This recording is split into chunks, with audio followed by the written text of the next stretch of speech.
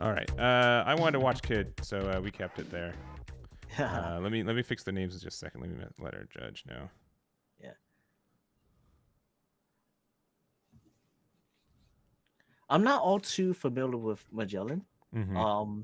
I've only heard about what it can do, and I see a early play of Little Sadi, and then bring out a Jailer Beast card. Yeah, and that's one of the ways that you can kind of curve with this deck too, and seems really strong, especially because that does have double attack, which it's really silly to me that it's just like such a almost plain card to have that double attack, you know? Yeah, it says, all right, I have double attack. You either deal with it or take it. What do you Yeah. want? And And playing the older X Drake, but this X Drake's really nice. It does just essentially give everything a big boost, which if you have a hard time hitting into maybe like a 6K Newgate, this is a really good card to help you get that power back up. yeah, it's definitely a good counter for specifically the Newgate matchup, as you said. And going along with that, that 6K, Luffy, same thing. Yeah. You always have a 6K swing every single turn, since you Yeah, can if just you want move to. it Yeah, on. yeah, yeah. Yeah. For sure. Yeah, and that's the same thing like why Magellan has a good matchup too because of that too, so Mm-hmm. And there is that double attack.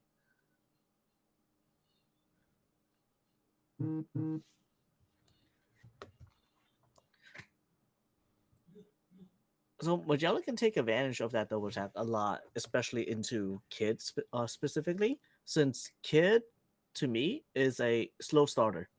Um, you can't. It doesn't come online until you're 8 or 10 dons in. yeah. And here real quick, let me get this is table 5.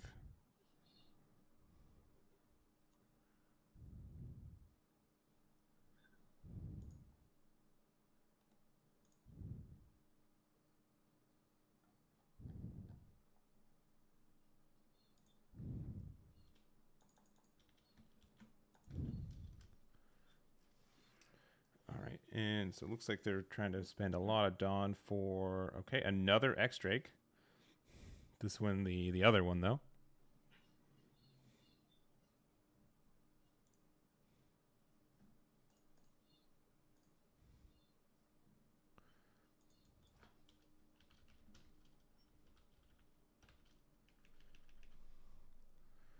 All right, and so they get a Star Deck Kid versus Wait, he has too many Dawn, doesn't he? 9 who? already? You do get the extra Dawn for when the Minotaur dies, right? Or Does it? Oh, yeah, right. yeah, I yeah, the forgot on about KO. that. Yeah, yeah. All I right, forgot it does that too. so playing the king to That's pop amazing. one of the obviously the X Drake with an ability still on the board, right? Yeah.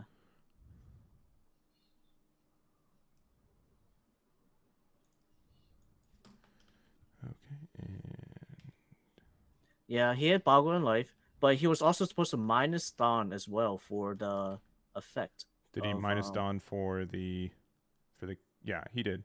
yeah. Right? Yeah, yeah, yeah. Because I remember him putting it into the trash and then putting it onto the board, so I got lost there at that point after that. Yeah, yeah, yeah. Yeah.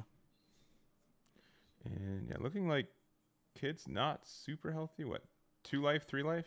I think Two it's only life 2. left. Yeah. Because he took a double hit from the Minotaur.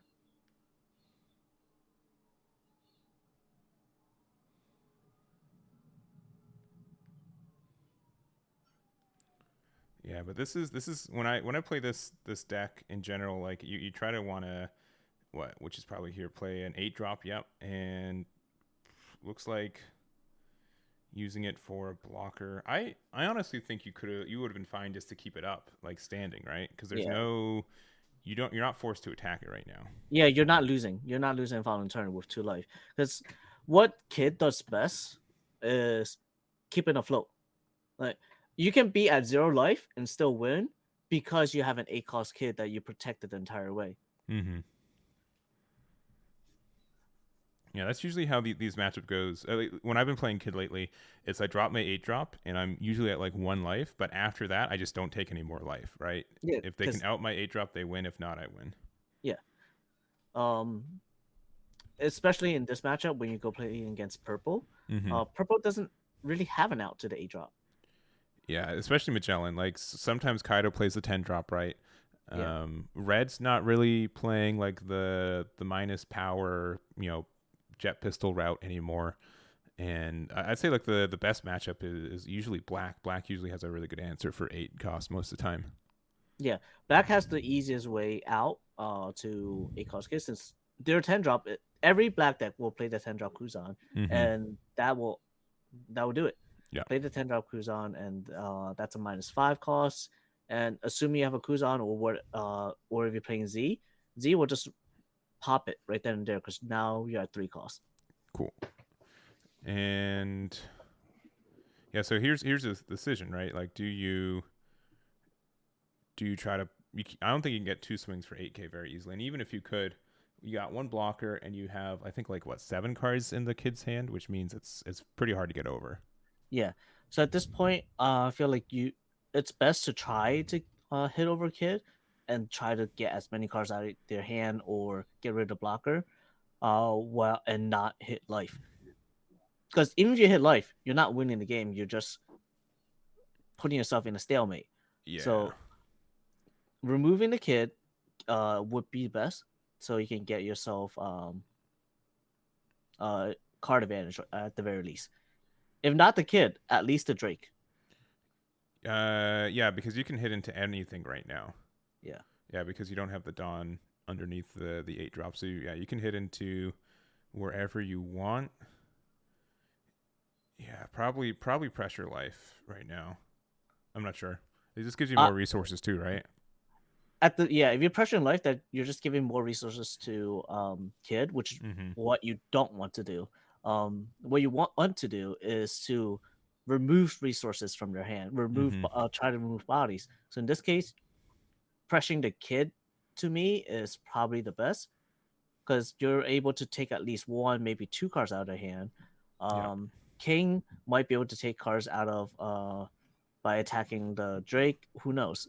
Yeah, so it looks like they're attacking to the X Drake. This is another 7K swing into it. They used a 2K to get out of it, and then 2 1Ks. Yeah, so that's saving the Drake there. And then you're gonna be in a good spot as Kid, I think, next turn. Oh, and also tapping out. Yeah, that's not the worst since that's 3 cards out of their hand. Mm-hmm. And saying, all right, I have taken 3 cards out of hand. I'm playing the Jelly Beast blocker. Yep. And he's now applying pressure so that, okay, if you can't kill me this turn, I'm gonna try to remove the Kid the following turn. Yeah, so it looks like they have about 4 cards in hand. So they're gonna play another Bonnie, look top 5. Let's see. Flame Lord, thank you for their 4 months of subs. It's a tournament here hosted by Zulu Games to.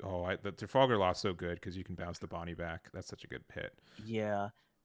But yeah, we're doing a tournament hosted by Zulu Games to just get people ready for the regionals that are happening this weekend. But yeah, just free tournaments. We've been hosting a lot more of them today. Just in general. So this is what we're doing this week. All right, so attacking with the 9 drop probably into the king, so you're probably going to get a block there. Or cards out of the hand. What will he opt to do? Because it doesn't look like there's much cards in the hand. It looks like 3 left. Yeah, not a whole lot. Is a block. Let's see. So for 5, you can go into your Trafalgar Law. They're just doing. It looks like 5 in the lead. At this point of the game, I think that's fair. Yeah. And they have, I believe, 7 up? Yeah, 7 up. 3 used, 2 for Bonnie, 1 under the Kid. Yeah, I think I would have, if I was swimming with X Drake at all, I would. Okay, fair. Yeah, get the block out. Maybe make a 8K extra for playing the law. Yeah, but that also just means your X rate can be a 6K and now pressure the queen, which is nice, which I think Yeah. is going to happen.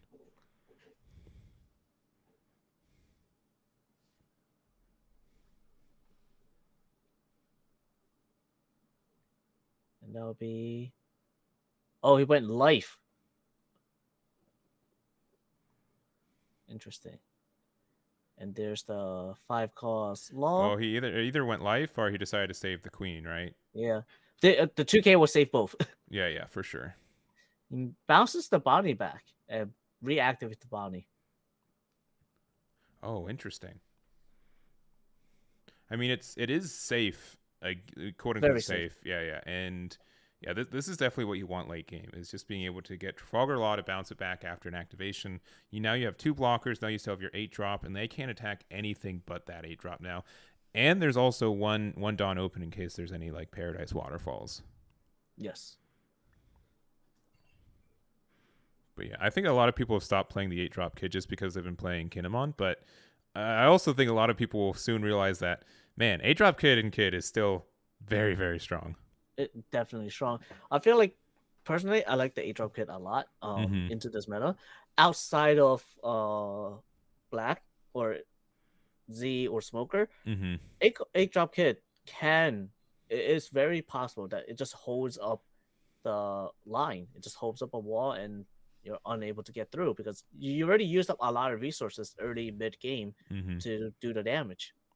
Yeah, and I've only done a little bit of testing of this matchup, but preliminarily, I think Kid has a better matchup against Whitebeard than Kinemon does. Just because, like, one, if you play the 8-drop, it just means they're stalled for a turn, which means that they have to have like one more turn of them taking their, having to go down a life. But also, your leader's way better at closing the game too. Oh yeah. Okay, so he's taking cards out of their hand Mm-hmm. instead. Yeah, so X-Drake, yeah, for the 5 and the -1, make you discard a card. You already have an 8-drop kid on the board, so you don't need another one. And you have a 6K lead, and you have 5 open to maybe try to pressure some damage, but you only get like what 2 swings to actually rightfully try to get out of this 8-drop. Yeah, that's why I found that one interesting. Like instead of playing that for 5, he could be pumping the Magellan, pumping the king, and doing a big swings at the kid instead. Yeah, but looks like all right, 8K. So you're getting rid of the Bonnie that you presumably just added to your hand. Mm-hmm. All right, so this is going to be another 8K. We'll probably see the 3-drop blocker go off. Oh, you have another 1K. Okay, Paradise. Save something. Yeah, why not Bonnie? Sure. Yeah. Keep something alive. Yeah. But that now he's down to 1 card in hand, Mm-hmm. versus 3 life and 3 cards in hand. Yeah, I believe 3 cards in hand. Yeah, it's not the worst, of course, and you can tell Kid is running out of juice here. He's running out of cards in his hand to protect the kid from after this turn. This might be the last one he's able to protect it. Yeah, but if you're I would have liked to see the 3-drop blocker just go, just so you have more room to play something else, because if you get like a Trafalgar Law here right now, that'd be very, very strong. All right, 2K counter is also very good for what it is. Yeah. And I think you just start to pressure down first the king, so you can do like a you know you're gonna put a Dawn underneath that anyway. So 9 into probably the 7-drop, or, yeah, 6-drop king. Sorry. Yeah, this is just the best way to go about it. Your 2K over, that is the ideal number. Just being 2 over. Mm-hmm. Right here is also the perfect. There, is it? Yeah. Yep. It's also the perfect number to use that as well, since -3 and then -3 to somewhere else. Yeah. So this does protect the king. Looks like, yeah, if it's definitely the 8-drop, which maybe you should put one more underneath it just to guarantee that +2, and then wait, why did he looks like instead he did the 5-drop and the leader. Oh, he went into the leader, so and then did 9 into a leader. and then countered out of it, Yeah. seemingly. Oh, so he went 9K into leader because he dropped both the Saudi and that. Yeah, man, I'd be pretty tempted to swing with a 7K Trafalgar Law. I'll let you know. That's mighty tempting right now. Yeah. No, even the leader might not be bad either. Hmm. Okay. Yeah, I don't. What this is probably 5 at 5. lead. I think 5 at lead. Okay. And he just blocks it because he's fine with it. Yeah. Yeah. So now you have another 5 at lead. That's Okay. Yeah. 8. Then I have no idea what's going on. Yeah, this is where, because we don't hear them, we don't hear what they're saying. Yeah. Oh, you had another Trafalgar Law. Yeah. See, this is where I would have taken the 3-drop blocker, got him out, and then I could Yeah. have bounced the Bonnie again. Yeah. Yeah. Yeah. So he took both the queen and the king out with that, leaving with 2 cards in hand and 2 blockers. Now, can he out the kid? We Uh, do have 2 blockers on board. yeah. I think it's going to be pretty unlikely. But again, there's some counter math that we weren't privy to that I feel like. Yeah. I'm not sure what happened.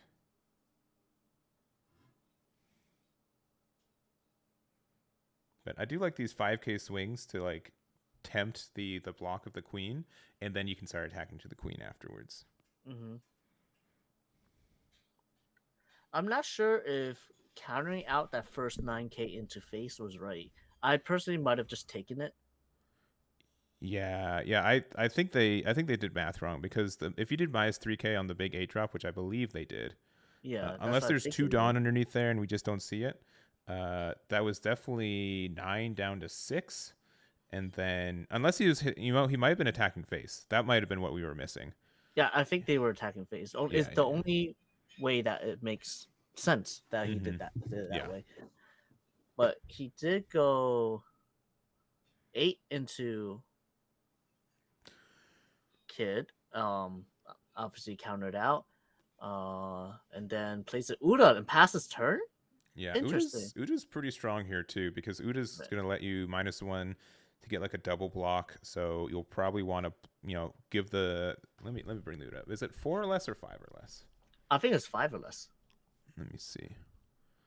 It So and he kept is 3 5 or up as less. well. He kept 3 up, so that might be an event in his hand instead of doing a AK swing with leader.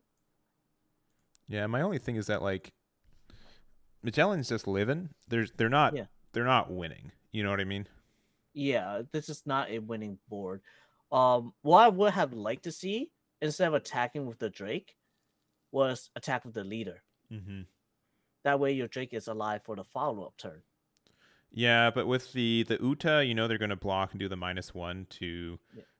rest something too. So that's probably a reason. So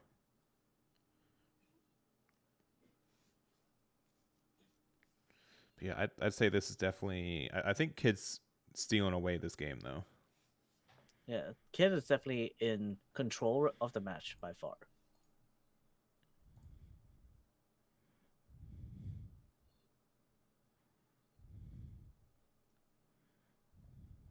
And it's definitely getting a lot of bounty value. Oh That's yeah, the 4th time that bounty's been used. yeah, I believe so. Twice, one turn with the Trafalgar Law, and then just every turn after that. Yep. When you're big 8-drop kids protecting you, it's very easy to get multiple procs off that Bonnie. And another 2K. Another 2K. So we know there are 2 of those in the hand right now. We sure do.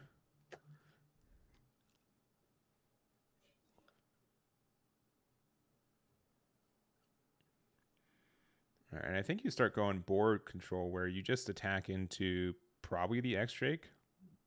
I would believe so. I Man, think the X-Drake I think we've is seen best. every X Drake but one played today that exists in the game. What's the last one I'm thinking? So we have the purple. We have 2 greens. Oh, there's another purple one. Yep. Right. There's the skillless purple from the starter deck. Yeah. Thought about it for a brief moment. But all right, so using the lots of Uta, it gets the -1 to get the rest of the Trafalgar Law. And yeah, I'm going to guess this is going to go into X Drake. Yeah. I would believe so.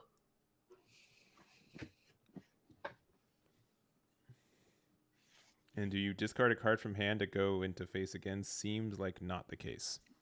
I don't believe so. I would say keep all the counter you have in your hand Mm-hmm. to keep your kid alive. Keep your blocker as well. Oh, that's a Shiryu. All right, so we did get rid of the Bonnie finally. So, all right, I had enough of your nonsense. You've gotten too much value.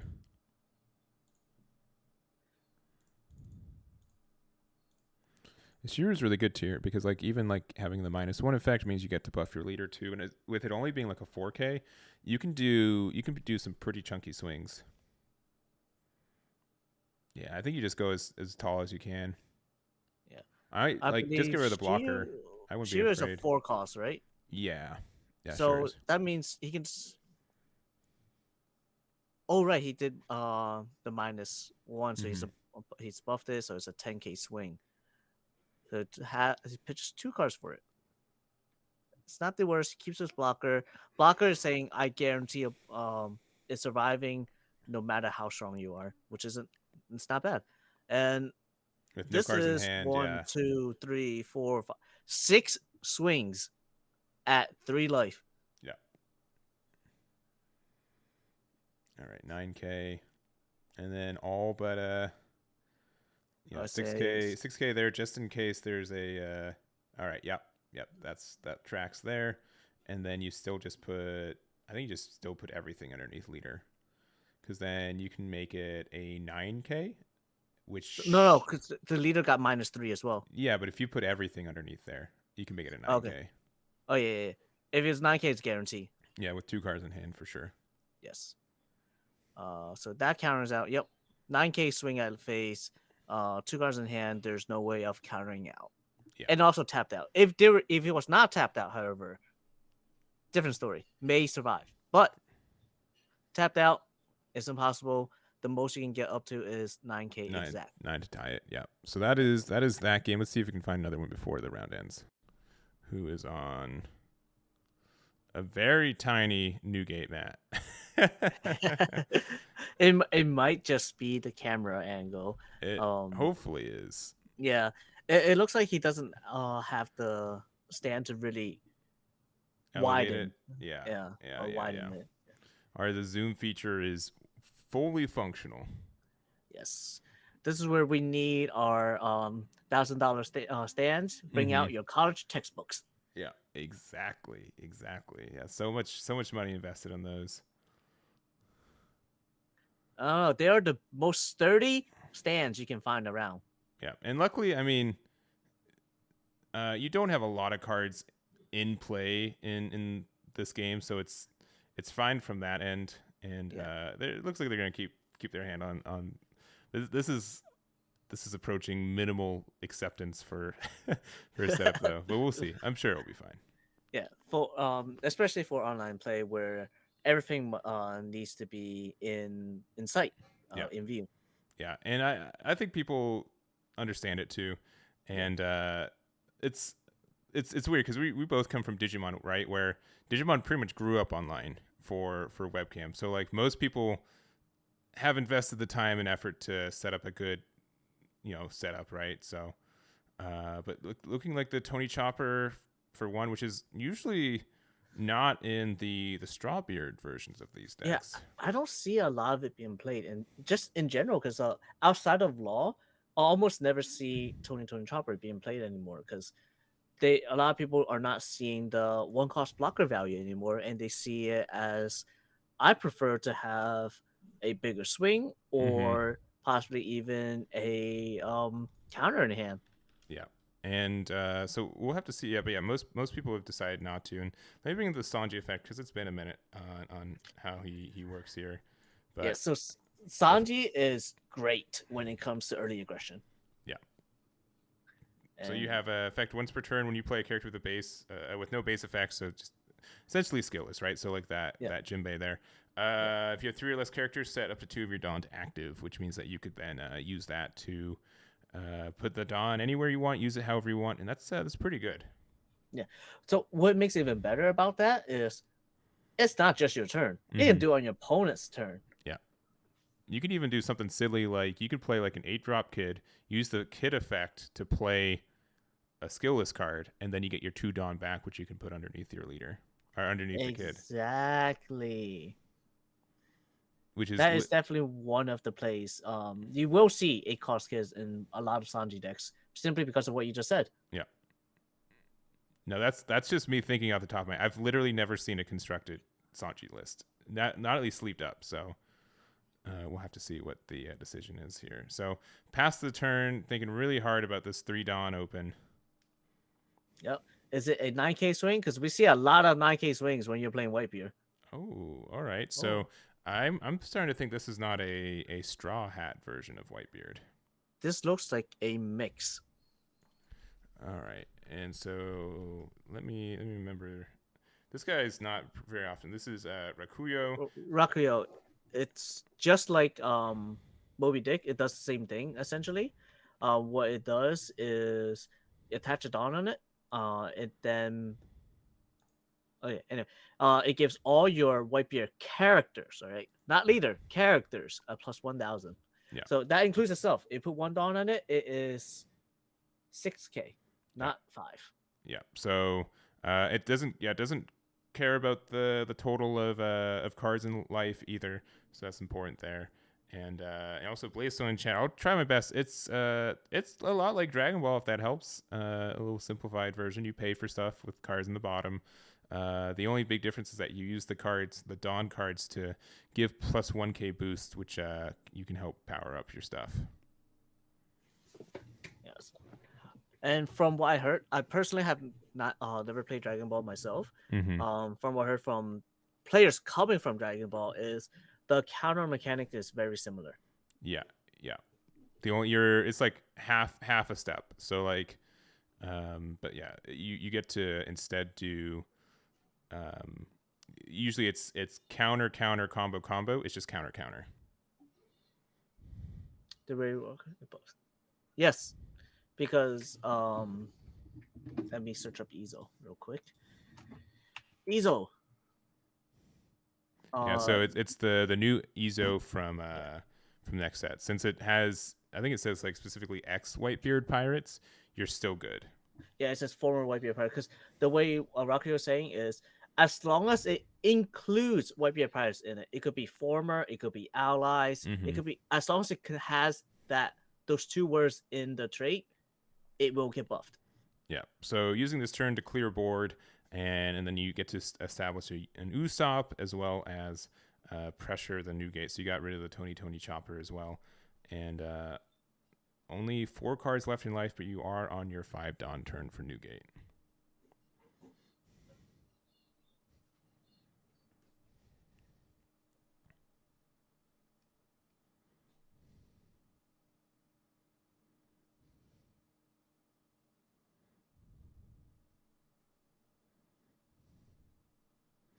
All right, and for 1, playing an Otama, given the minus to Usopp, and then Vista There's as well. the Vista. Yep. The good old Otama Vista play kills 5K or less. Yeah, because I was just about to say, man, it really stinks that it's a 4K and 5K because you're out of range of Vista, but Otama finds a way. Yes. Oh, Desert Spada to counter out, allow him to reorder the top 3 cards of the deck to either the top or bottom. Yeah, which is quite helpful. This is definitely a deck that doesn't get, I would say, a lot of card draw, especially since you technically get 1 less because you only have 4 life. But being able to sequence your plays in the way you want to is worth that extra information. Yes. And what makes this particularly good, especially for this matchup, is while Whitebeard, you're taking a life every single turn, so you're catching up that way. You're catching up only because they're constantly taking life. Yeah, and then just having to make the decision to send all 3 to the bottom didn't like any of the cards on top of the deck, and hopefully the next 3 are a little bit better.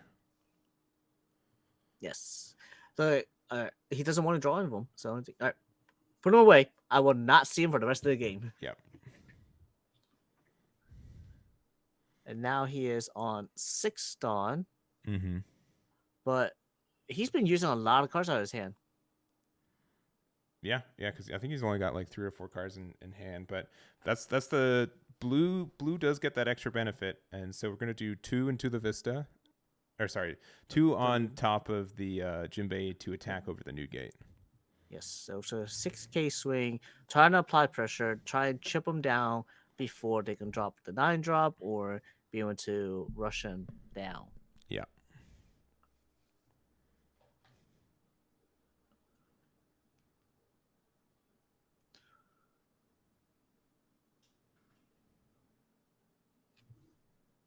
All right, and okay, using the guard point early. Early guard point, interesting. Yeah, you were And tied, then- so that was a 3K net, and having to take the 6K swing from leader. It looks like he has quite a few events in hand. So he's like, all right, I'm just gonna use one of my events now. Mm-hmm. So I will always have 1, maybe 2 downs up for follow-up turns to use my other events. Yeah, and looks like passing with 3 up. That's quite a bit. It is a lot. However, because you're playing against Sanji that has access to blue and green, they do have 3 cost events that give 6,000 boosts.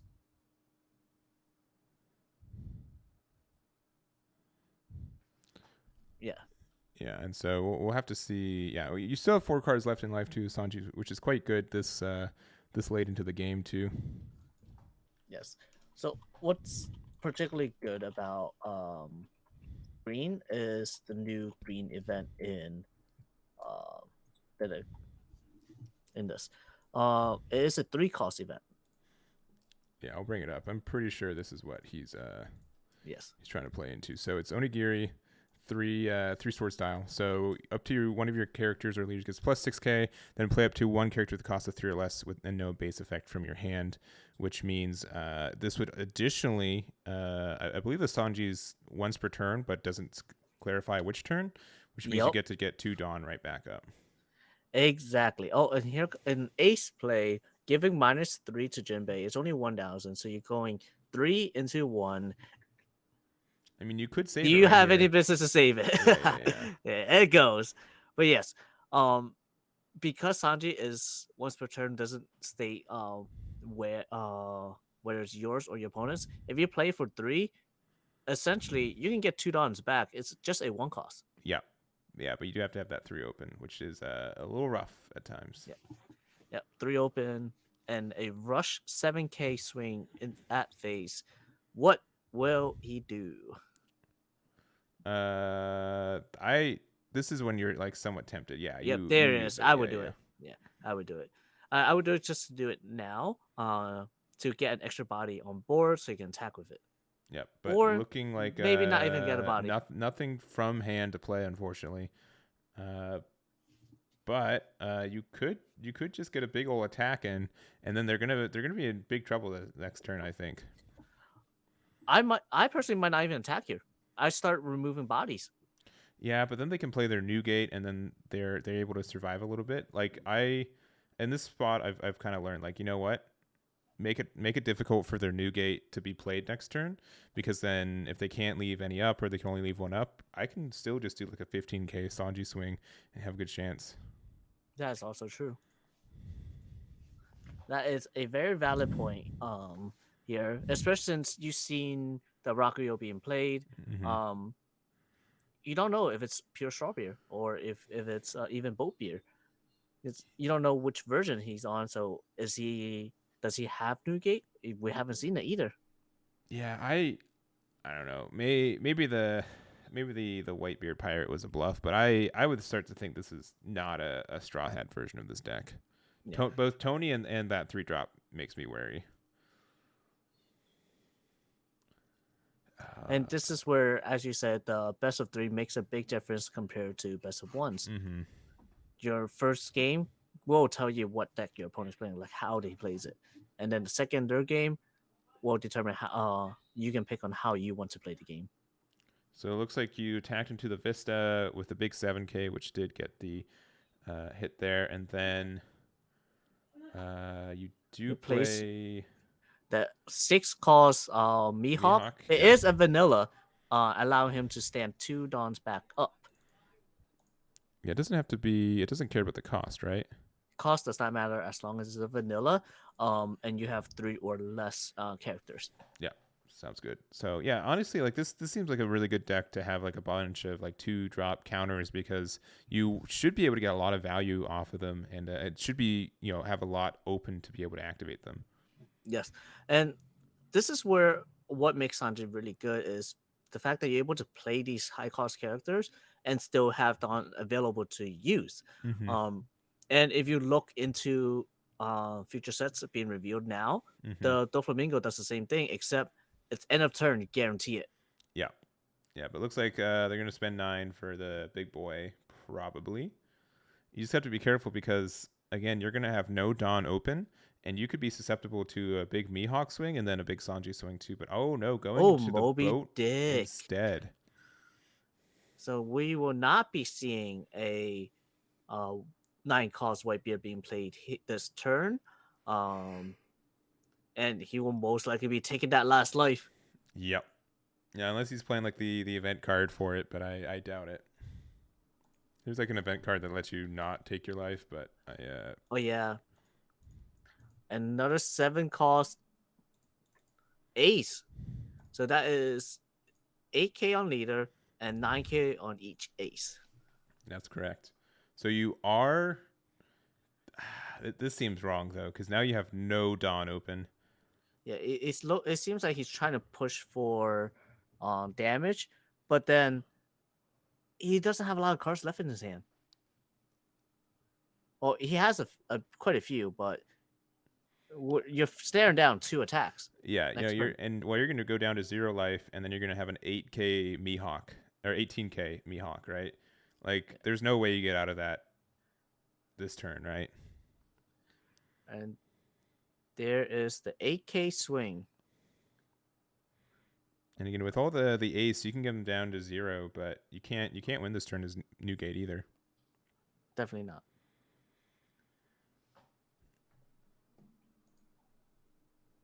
Now would be the best time to use a 4k counter, since it's just an 8k swing.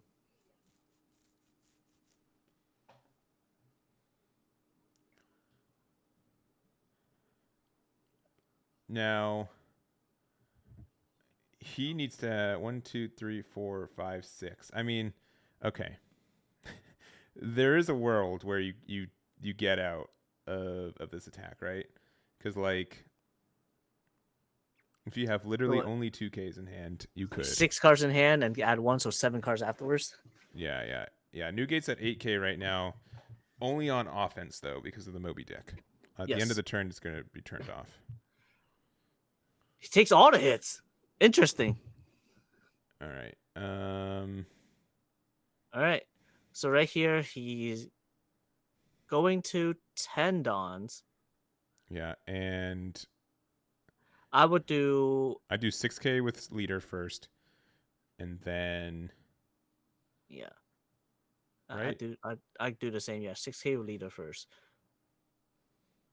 But I just find it really interesting that he took all the hits. Yeah. Now he's really banking on the opponent not having. Okay, 1, 2, 3, 4, 5, 6. Let's say best case 7 cards in hand, right? Yeah. If there's 7 2Ks, that's 14Ks. So you can get up to 20.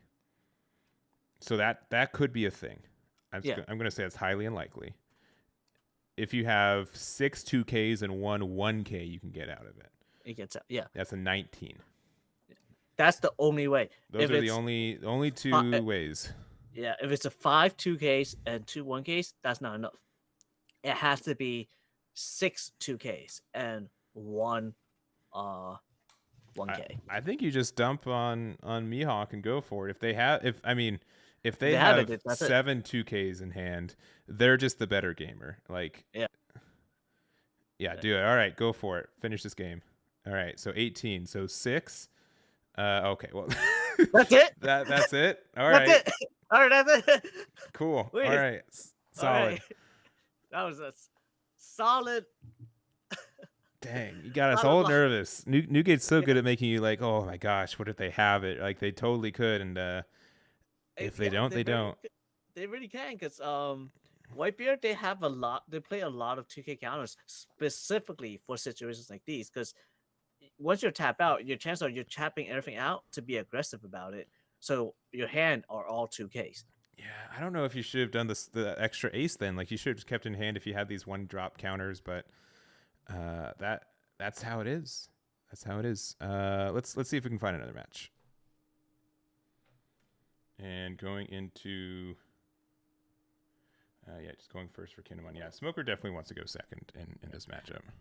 Yes. For many reasons. Even against Kinemon, you don't want Kinemon going second because you don't want them to on curve Okiku immediately. Yep. Yeah, and most of your good cards in black are just even cost. So yes, that definitely helps you as well. Definitely helps a lot. Keep them on curve. The odds in there 2, 4, 6, not 8, and 10.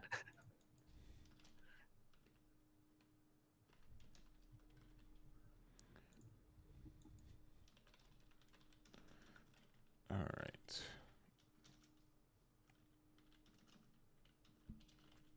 Immediately goes for a 6K swing. I'm not sure if this is a tell, but this looks like a tell of a 3 cost coming down. Yeah, that's generally the case there. So trying to get the swing first, and then you do play the Okiku there. Yep. And did they take the damage or why? Oh, they blocked. They blocked it. Yeah. So all right, this Rosinante is probably not surviving the following turn. I'm just gonna block of it now. Yeah, Get your value. I usually attempt to just attack with the Kinemon as if I didn't have it, and then if they don't block, I get the extra value of it next turn of the Okiku being able to rest the blocker. Mm-hmm. All right, Playing the buff helps a lot. It's all about bluffing your opponent. Yep. So going down to 4 cards in life there.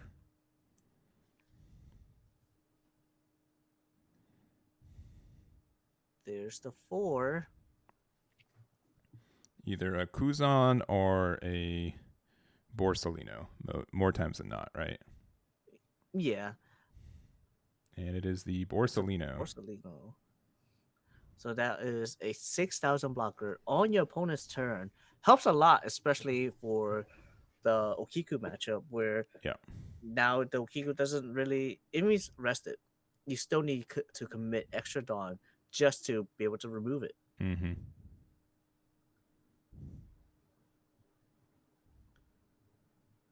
All right, 2 Dawn there. Go up to 5. And you could this is always like the rough spot. I mean, you could go like an Okiku swing to rest the Borsalino and then attack over it with your leader. You could also just use like a Yamato for 3 to get the rest, and then you have 2 swings at 6K each at the Borsalino. Whatever, either of those seem pretty good most of the time. Yeah, just taking cards out of Black's hand has a lot of value. Yeah, so it looks like it's just going to be 6K into leader, get the rest on the Borsalino, and they're going to take this, go down to 4. Yep. Everybody's going to take it. Yeah. You need to be able to help defend your Borsalino. Oh. Okay. Interesting. So just 5K on lead, it seems. He just wants to apply as much pressure as possible. And then probably 4 for Yamato, I'm guessing. Okay. I wasn't wrong. It was Yamato, but not the one I was thinking of. Yeah. I was not ready for that. I really like this Yamato right now. I think it's do too. Very strong in a lot of matchups. Yeah. So right here, he's telling his opponent, you deal with this Okiku, or that Borsalino's getting arrested. Yeah, and then I get a big old double attack banish with this Yamato. Yeah.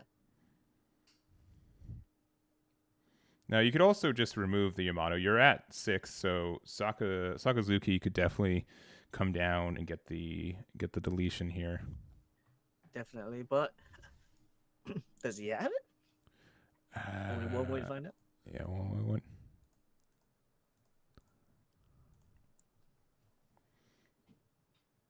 Okay. Looks like a 5K. Oh no, he's like, no, maybe not. He's thinking really hard. I mean, if I have Sakazuki, I'd definitely do a 5K into the Ikiku to see if it gets rid of it. Because then if it does, then I can Sakazuki the Yamato and not feel really bad about it because it's a full board clear. But Yeah. Even then, I feel like it's better to do it anyway mm-hmm. to get cards out of hand. Yeah, and at this point too, if this doesn't KO the Okiku, you swing with the Porcelino as well. Because you know that the Okiku is going to be able to get the suspension on it anyways. Yeah. Yeah, it's gonna be able to rest the Porcelino and not be able to get any value. So the best way to get the value of it is forcing cards out of your opponent's hand. Yeah. There's the 1K block, the counter. It looked like it might have been on leader. Hard to tell. I could not tell either. All right. And Kuzan. Okay, that is not Sakazuki. So he doesn't have the Sakazuki. Interesting. He's trying to find a place to play it spot, without yeah. the light. All right, so we know don't put it at the hilt of the sword. Yeah. And I mean, at least if you do this here, right? The Ukiku has to attack into leader, which means you get another card draw off your life. But I still would like to see the Borsalino maybe attack into the Akiku. It would have been nice. Yeah. But right here, he's leaving 2 up. That's signaling a shockwave. Yeah, which additionally too, if they swing with the Yamato first, you get the double advantage of being able to get rid of the Okiku as well if you attacked with the Borsalino. But he's most likely attacking with Okiku first at this point. At this point, yeah. But if they would have attacked with Borsalino into Okiku, then yeah, they would have been in a weirder spot. Definitely weirder. I feel like the Borsalino should have swung regardless of whether you had a shockwave or not, simply because you need to. It's gonna get rested. Yeah, it's gonna be rested anyways. Yeah, it's better to remove a body or a card from your opponent's hand while you still can. Yeah, the only difference here is that now, I mean, it just means your Kuzan is safer, but still. Is it worth it though? Is it worth saving the Kuzan? Probably. Like the -3 on his attack is actually quite nice in a lot of scenarios.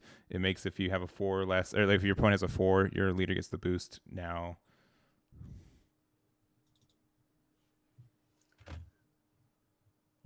So he has 7 available dons to use. Mm-hmm. I would assume at least 1 is going on the Okiku. Yeah. And there's 6 cards in hand? Yes.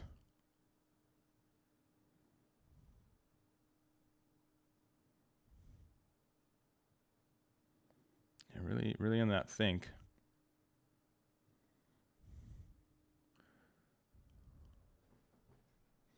All right, yeah. Okiku's going to attack in, get the rest on the Borsalino. Mm-hmm. Yeah, and that means what? The shockwave only hits active cards too, so the Okiku is now safe from it as well. Mm-hmm. Active 3 costs or less, I believe. Yeah. And if it's from life, it is any card 4 costs or less.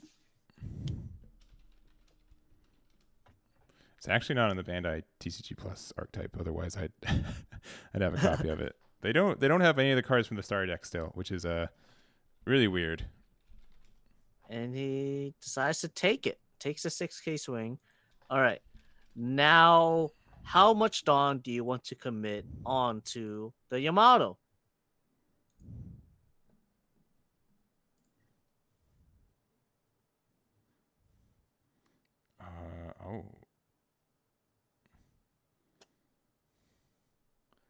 This is a weird spot. All right, yeah. So that gets a 1K out.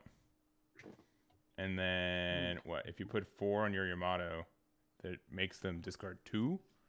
At the very minimum, yeah. If you do all 6, that's 3 minimum. Yeah, I think you do it. I think you do all 3. Or all 6 to make them... Yeah. Put them on the clock. I don't know what's in Keimon's hand. It's... Oh. He's playing with blocker. It doesn't look like he's attacking with the Yamato yet. Interesting. Okay, A another Okiku. second Okiku. Okay.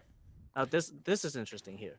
Yeah, this is really I understand why like you want your Yamato to be safe until like you have like the guaranteed punish, and like just the Yamato being around means that your opponent's gonna have a harder time. Like they have to play different just because that card is on the board, right? Yeah. Or But they're like gonna have to commit a lot of resources to try to get rid of it. what makes this really questionable now is there is a 4-cost who's on board. There Yes. is your smoker leader that Mm-hmm. will set the Yamato to 0 cost, and the deck plays a lot of cards that can remove 1 cost or less cards Yeah. from board. Yeah. Yeah. I don't know. I think you go for it, but not my decision to make. Yeah, personally, I think you go for it too. Like the main reason I would play the Yamato in the Kiyomon deck is to apply the early pressure. Mm-hmm. If you're not attacking with it, you're not applying pressure with it.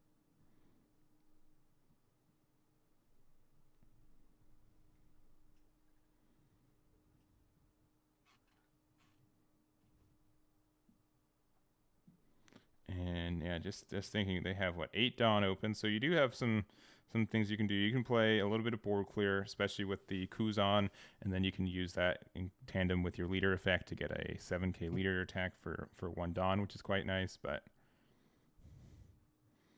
yeah, we'll see.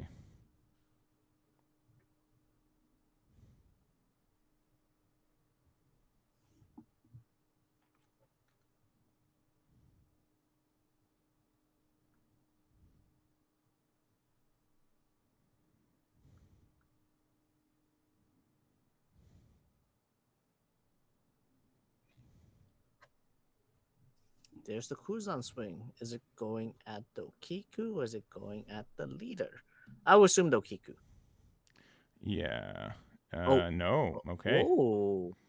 He went leader. Okay, but who did he do -4 cost on though? Probably, I would guess the other Okiku. I would suppose.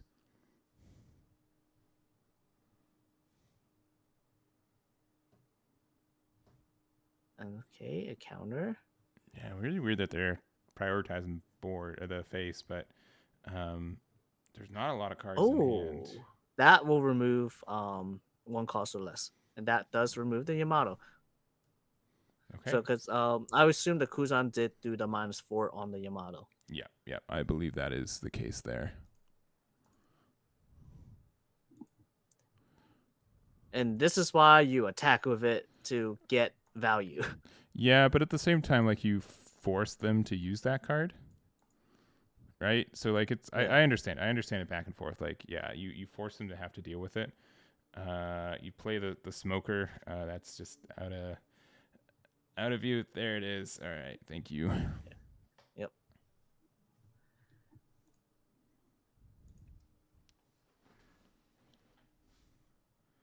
And but then like these Okikus are just gonna do. They're just gonna keep swinging. They're gonna keep being able to use their effects too, which is quite nice. Yeah. But Kmon's going to 9 here. Let's see. What do they have available? What can they do here for maximum value? Do they go for the board clear or did they go for face again and put more pressure? I mean, if you have Odin in hand, you definitely want to you know get that out. I'm really tempted to just swing Okiku into the Kuzan just to get some board clear potential.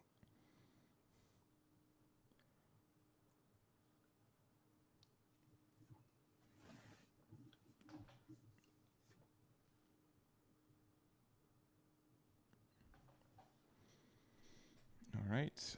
Yeah, seems to agree there. So at least attacking with an Okiku. Yep. Questions. Here's the thing though.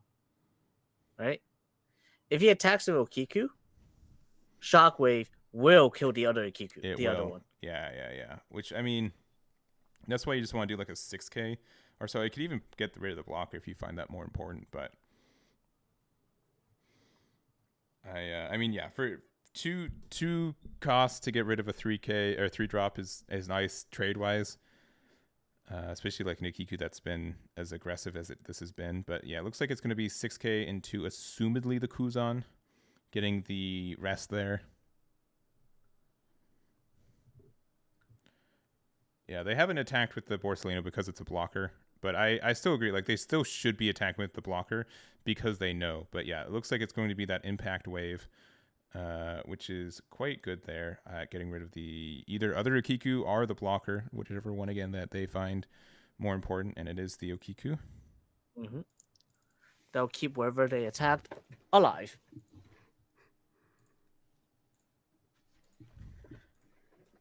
And then 5K somewhere. He has 8 dons active. Yeah, I'm going to guess it was Kuzan, but doesn't matter either way. And 7, 8. And that is the Odin. Yeah, that's fair. You almost wish like you had one less card in hand or on board to make it a little bit cheaper, but it's fine for what it is. Mm-hmm.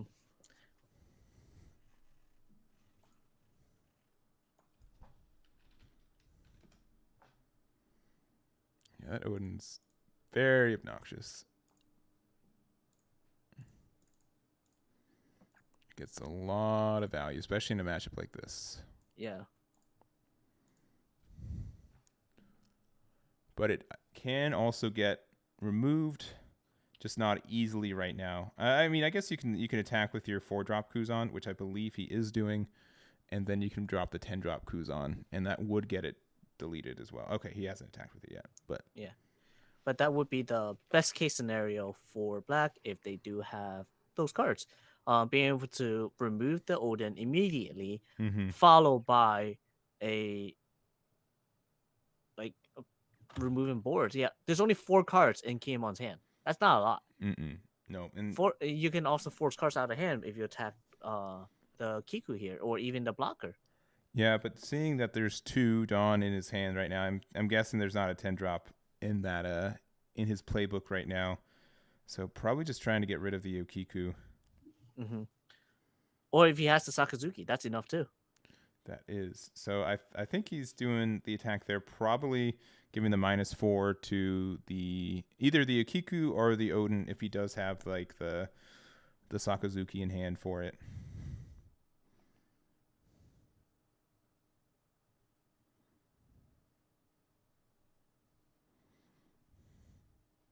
All right, get in the block. There's the block.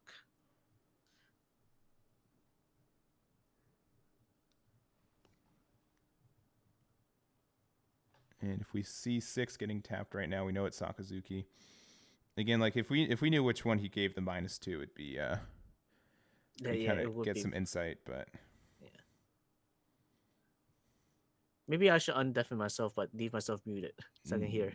Maybe it's up to you. It's going to be a 7K unless it's used the -3 on the Okiku. Then it's an 8K. It is. It looks like a 7K at the Okiku, trying to remove the body. 3, 4, 5, 6. Oh, that is the Sakazuki to remove it. Nice. All right. So this is a really, really good spot now for Smoker. Ditching the Garp, which is essentially dead in hand. Get rid of the Odin, and then you can use the Odin effect to play something that costs 3 or exactly 3 with the Wano Country tag from deck. Yes. And he just showed there were only 2 cards left in the Smoker player's hand.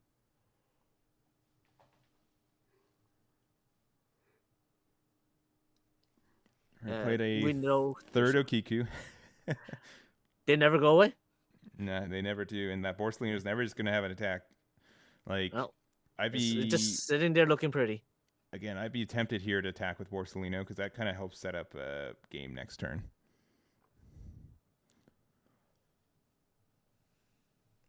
The opposite just passed. He doesn't attack with it at all. And we got about 16 minutes left in this round as well. I gotta say, Smoker player is playing very well. He's playing to his curves and then playing to his outs. Yeah. So looks like a 7K with the Okiku. Again, suspending the Borsellino. As expected. But is it going into the Kuzan or is it going to the leader? And the Garp is in the trash over there in case it looks like it's in play. So it goes into the Kuzan. Does get the deletion on there. Yes. He opts 2 cards in hand. It's not worth trying to save the Kuzan. Nope.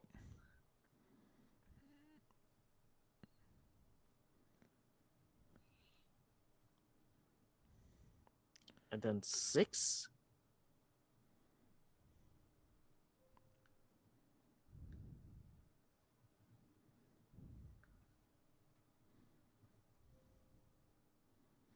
And yeah, 6. Probably into the Borsalino. Nope. Into Going life. face. And just takes it. And then And it's yeah, leader effect into another Odin. Yeah. Odin number 2. Which now you're in a little bit of trouble because now I don't see a straightforward way for you to get rid of this Odin Yeah. with the This cards on board. there's also potential lethal. Because more likely or not, that Borsalino is just gonna sit there Yeah. and be rested again. Yep. So you have 4 attacks. 3 of them have to connect next turn. Not asking for too much, but there is usually a lot of defensive options in black in this game. Yes. And black has a lot of 2K counters. Don't get me wrong. They have Tsuru. They have what is it? Tashiki, Garp, Sengoku. So many 2K counters.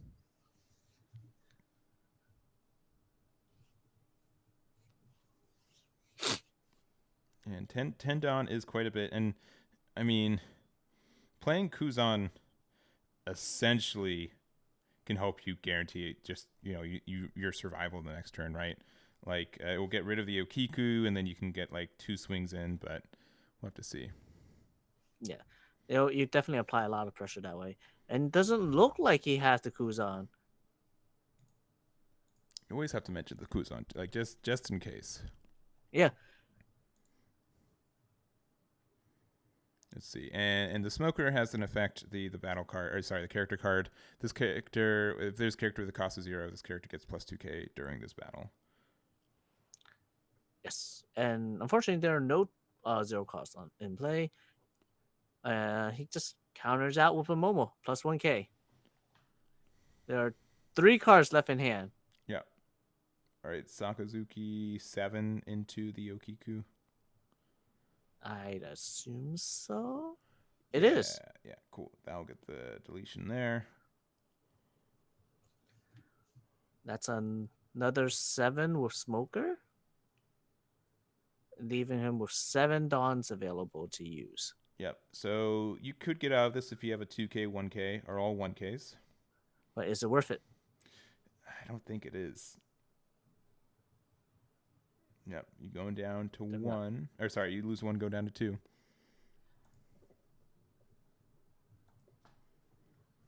Tsuru. So that's a -2 on the Odin. And I would assume the Smoker did a -1 as well. Mm-hmm. So that's -3, down to 5 cost. Ooh, man, that's so strong. So using all of you probably don't have a lot of defenses up, but this all but guarantees that you won't get you won't lose next turn, right? Yeah. This green does not have any rush. All right, now that the second Odin is gone and 3 Okikus are gone, what will the 4 next card be brought out? Yeah, and 1 card left in hand too. So not a lot of defense left for black. And honestly, you could play Izo right here as well to get the rest on the Borsalino, but you still won't have enough attacks with the 2 on board to get you there. Oh, I did not see that one coming. Shinobu. Yeah. I'm guessing he's playing an extra 3 cost to be played off of the Odin's effect in case there are no more Okikus. Well, that seems to be the case. Obviously, we've seen 3 activate, which means there's probably either 1 in hand or 1 in life, right? Yes. So that's what I would assume so as well. Or he only plays 3, which I don't believe so. No, if someone came up to me and say they played 3 Okiku in their Kinemon deck, I would say they're lying. No, you do get some easy math with 1 card available in hand, right? Yes. Best case, it's a 2k, and if you have like your Motto 4 drop, so you can get the another like that Borsalino's been just living in rest mode this entire game, right? It has. All right, so I don't know if I like this. 7k into assumedly the 3-drop smoker. Or the Sakazuki, trying to remove it. Yeah. Maybe.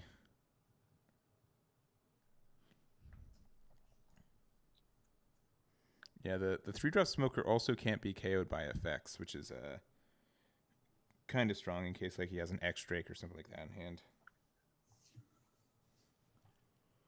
Oh, so it was at the Sakazuki. He drops the Borsellino to counter out.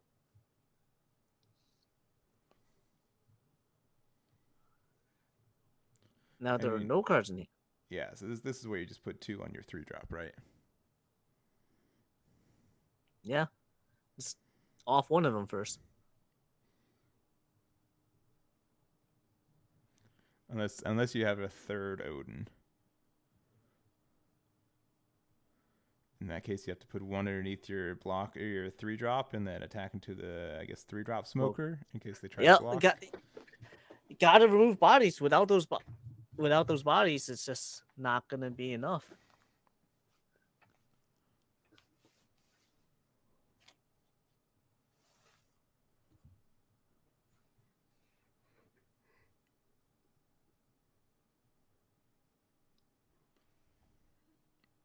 Just thinking real hard on this. I mean, this usually is how like most end game for Kinemon is 1 or 2 things. 1, you have Odin out, and it just carries you throughout the rest of the game, right? You play it on curve, or you play it a turn early, and you're having a good time, right? Mm-hmm. Or you have like 2 plays that you can make, and there's like 10 on the board that you have. Like there's like 10 possibilities, and you can only choose 2 of them, and it just really stinks. Yeah, came on. Once they're out of gas, they're completely out of gas. And we've seen everything that could have been gas used up already. There's the 7K at the Sakazuki, presumably. And I probably just off the Borsellino. There's no point in keeping it anymore. Finally getting the block. It did something. Yeah.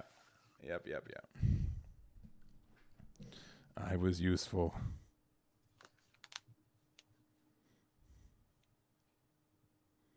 And unfortunately, you can't KO the smoker by effect. So if you have X-Drake, you can't use it. Sakazuki is going to stay. I don't think there's any card or any combination of cards you can use to get rid of it. And man, can you imagine if you were a Eustace Kid leader right about now? Oh man. Oh, you'd be so happy. Just go swing. Yep. All right. Okay, that is a Toki, but Toki is not a blocker unless you have an. Oh no, which that is is considered an Odin. Yeah, sure is. All right, so I missed it, but how many cards in Kemon's hand now? 1 or 2? I think like 2 cards. Yeah, and then 2 life with 4, maybe 5 swings coming in, but that. Right there, that Yamato puts a lot of pressure just by being on the board now. Now there is potential lethal coming in with Kiemon being the winner.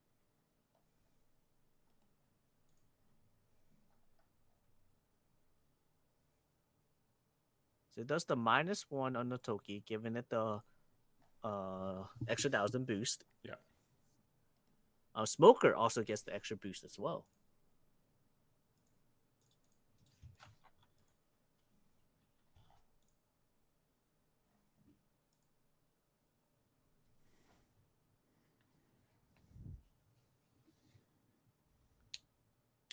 And let me look at these other tables. So we have table 1, which we're at right now. Table 2, Sanji unfortunately lost. Table 3, let me get the name. So Ryan won on table. There's 2 Ryans. Ryan D won on table 2.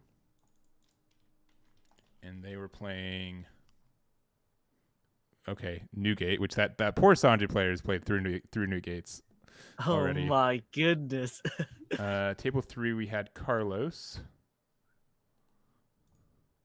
And looks like Carlos was playing Zoro. one there.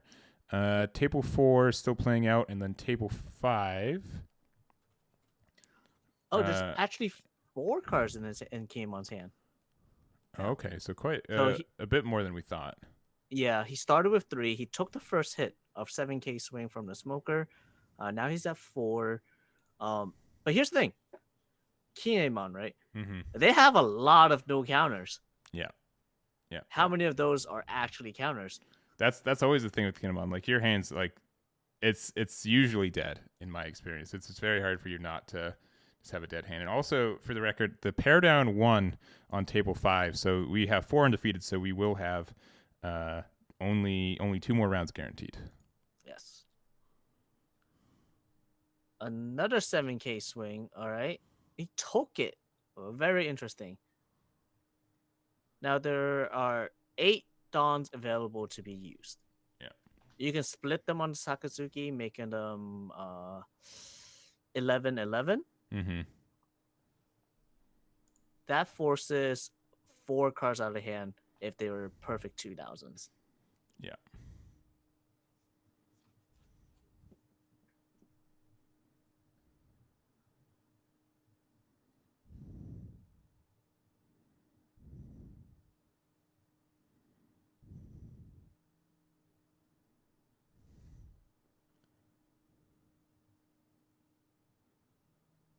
And all right, yeah, just it's tricky math. Very, very tricky. I mean, if you think there's just dead cards in hand, you put 5 on Suru, right? And you just say 5 on lead and just If they're dead cards, I would say the 11-11 is best. Because it forces the most cards out of your opponent's hand that way. That's true. Yeah, probably 11-11. You're right. Yeah. See, if the first 11 gets the block, then you know that the second 11 is going to go, right? Mm-hmm. Or they do the block just to fake it, to bluff that they don't. He's going 8, 9.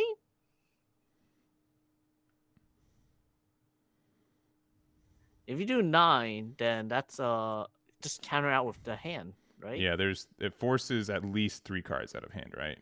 Yeah, I would assume he has it. Yeah. So that is 9. 9. He needs 1,000 more. Yeah, I think he's letting him know. Yeah, this is 9k. Right?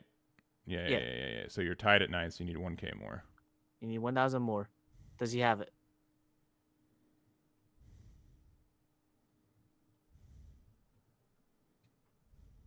Oh, he doesn't have it. Yeah, I think that's all the counter power it was. Yeah, we see the the third or 4th Okiku had to be in hand or somewhere. So it looks like that is it. Yeah. All right, we are at table 1 here. It's that's such a funny match because they have the sample. It's right on the map. So they have the card right there. They could have scanned the card and then put it on there, but he definitely took it right out of the dev, or when there was still a sample on it. Yeah, I wonder if that's. I mean, it's a released image from Bandai, right? Because it has the sample on it, so definitely is really interesting. But let me get these names for you guys. So, and let me make sure before I do it. So we have Ryan versus Charles. And Charles is on Kinemon, I believe. Let me double check. Yeah, Charles is our Kinemon player. All right. So this is our Whitebeard that took down our Sanji, if I'm not wrong. I believe that is correct. And then we have Ryan Devaney versus on the Newgate.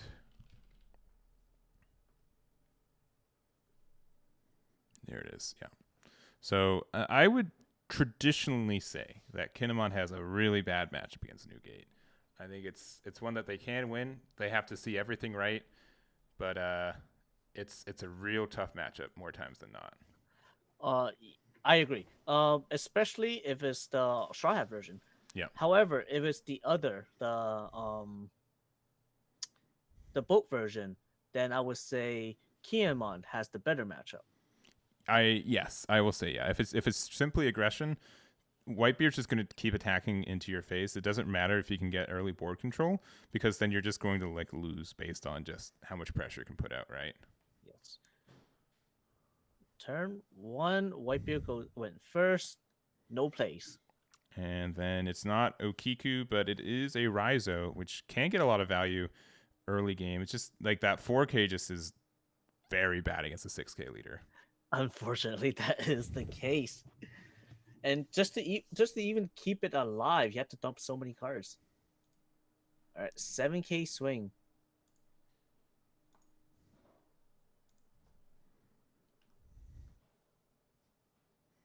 Takes it. And 2 costs. Into the Usopp. Sanji. Usopp, yeah, sorry. And Interesting. I'll bring it up as well. So if your opponent plays an event card, you get to draw a card, essentially. Yes. Usually not seeing too much besides the fact that it is a 2K counter, which Red gets so many. Red gets so many 2K counters. Like, that's part of the reason for Green. Green runs essentially all of them. If like Beppo's like the one that's like bad because it's not really searchable, but you're really tempted anyways because it's the third 2K counter for Green. Meanwhile, Red has like 3 Justin Straw Hats alone. Yeah, they have way too many, which is what makes them so oppressive. They have both aggression, defense. Mm-hmm. What else can you ask? They have Usopp, they have Sanji, they have Brooks, they technically have the promo Luffy. Like, so many just good searchable cards that also, like, Brooks has a good effect, Sanji has a good effect, Usopp's effect is all right. Like, it's just silly compared to just specifically Green. I just always feel like, man, I would run so many more 2Ks if they were available to me, and they just strictly aren't. Mm-hmm. So it looks like Kiemon used his effect first before playing the Momo. This way, the effect does linger in case he does find a 3 cost or lower Land of Wano card. Yeah. And he does play the Ezo right after to make it to rest the Usopp. And since he does have 2 rested characters, he does get a free draw. Yeah, but that Ezo out of your hand feels so bad. You definitely want it in your hand for those 2Ks, and now you do not get that. Yeah, you're losing defense just to remove a Usopp. Yeah. Red also does have the Otama and Makino, which are also just really good, and the difference is just staggering. It feels like. Yeah. That was definitely very questionable. However, he was trying to maximize his plays, be able to get his bodies out. I'm assuming at this point, he's just gonna try to be as aggressive as possible. Yeah. So this is going to assumedly attack into the Kinemon here. It's going to be 6K, which you know that they don't have a 2K in hand as easily since they got rid of the ISO. Mm-hmm. And at this point, you actually don't even worry about the Momo anymore. Because the Momo, you will never have Kiemon ability value. Mm-hmm. And wherever the Momo searches, you know what's in hand, and they have to use an extra Dawn just to search. Yeah, and most of the Wano Country stuff are cards without counters in this deck too. Like the ISO is like the more of the exception more than the rule. So you would be spending 1 Dawn to essentially add a card in your hand that you can't even counter with. Yes. And even if you do have a counter, most likely just a 1 or maybe 2 1K. Mm-hmm. And wherever you add to your hand, it might even be an Odin. It just sits there, does nothing. And we saw last turn, they added a Yamato. It has no counter. It's just a 4 cost rest something. Yeah.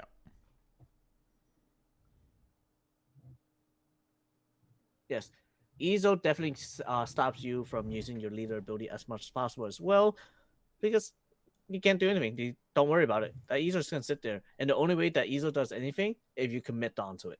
Yeah.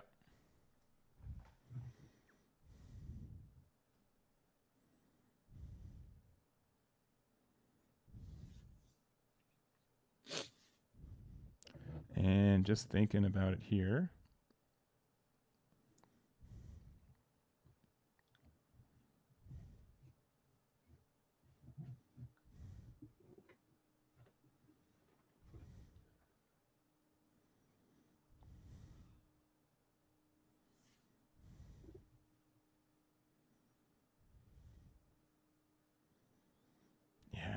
This is I don't know. Like this is where I feel like Kinemon, you use its ability like once maybe twice a game at times, and it doesn't.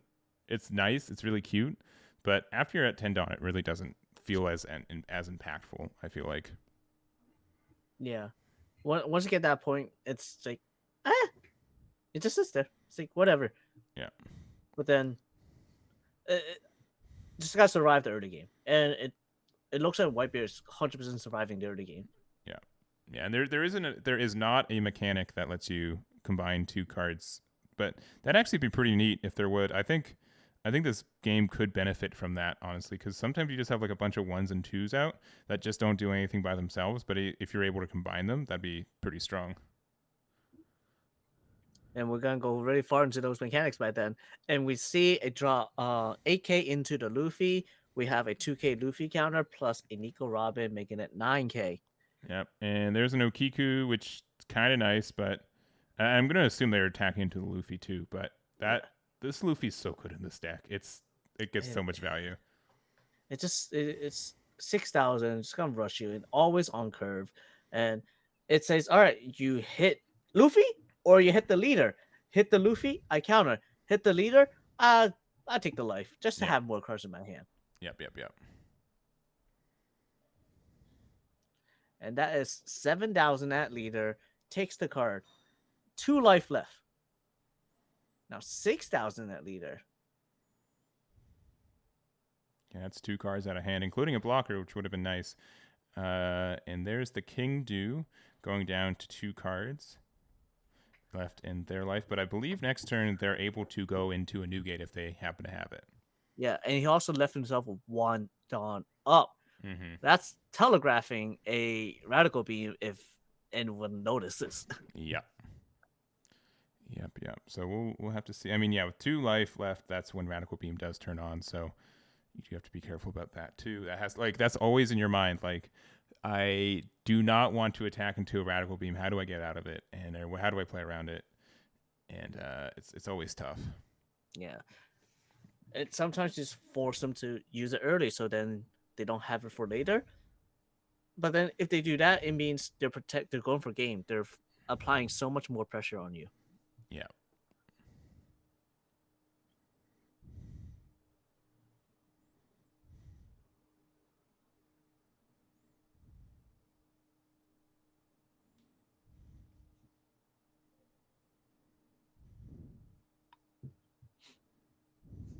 At this point, you don't even use the Momo effect anymore. It's just sitting there looking pretty. Mm-hmm. So attacking with the Kinemon for 6.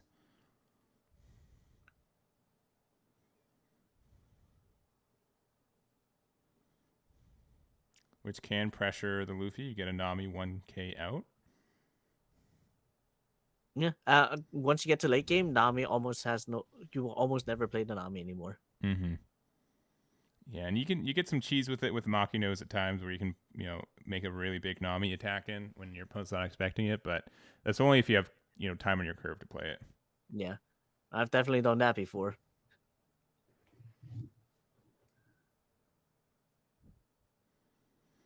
All right, 7 drop. Kid. Okay. This is just good investment for next turn, I guess. Assuming that it survives the turn, but this is such a good turn for the Newgate player now because you can play Luffy, you can attack with it, you can attack with King Do, you can go into your Newgate and feel moderately safe. Your opponent's not going to be able to do enough damage inherently, over an 8K leader. Yeah, he's just going at it. Like, all right, first Luffy 6, now 7 King Do. Like you said, Whitebeard's probably come down and you get an 8K swing with the leader. He just picked it all up. Yeah. And there is 9. Whitebeard, 8K swing.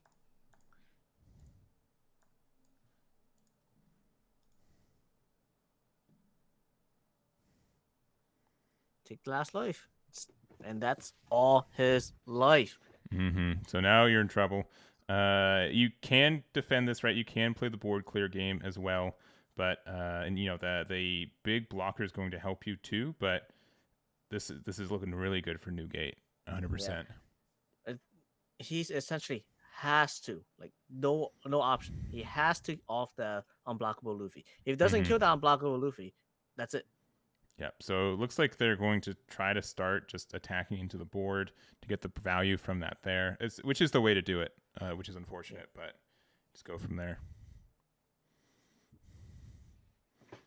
I would say the sample makes the mat even more personalized and intimidating, to be honest. I love it. I love it. That makes it just even better in my mind. I have sample beard. Yeah.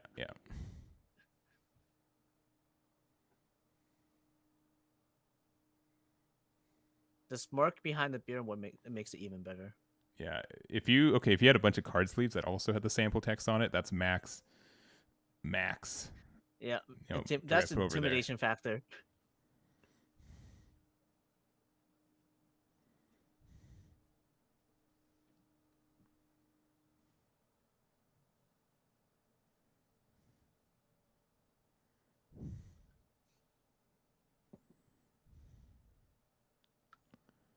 Yeah, and see, like I don't know, it feels like such a trap to play the ISO, right? Like you're like, oh, I always want to it gets me some value on the Usopp, I guess, but that Usopp wasn't really doing much that game, I feel like. Yeah. ISO is not doing much. Ever since he played the Momo that one turn, I have never used this effect ever again either. No, ISO would just, I think, been better as a 2K in hand most of the time. Yeah. And we know there is one Yamato in hand already. It's been there. It's been sitting in his hand this whole time since turn 2 and unable to do anything. Or 3. I think it was turn 3. But yeah. Yep.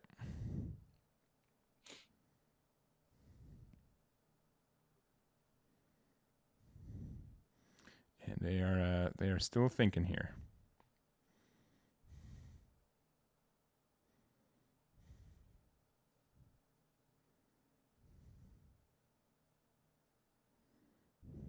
Yeah, Usopp was definitely great bait.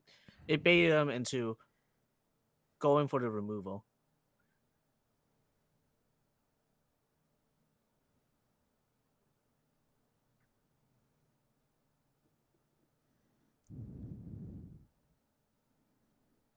All right, so I'm going to guess it's 6K into the Luffy. That's what I would assume, because that leader's 8,000.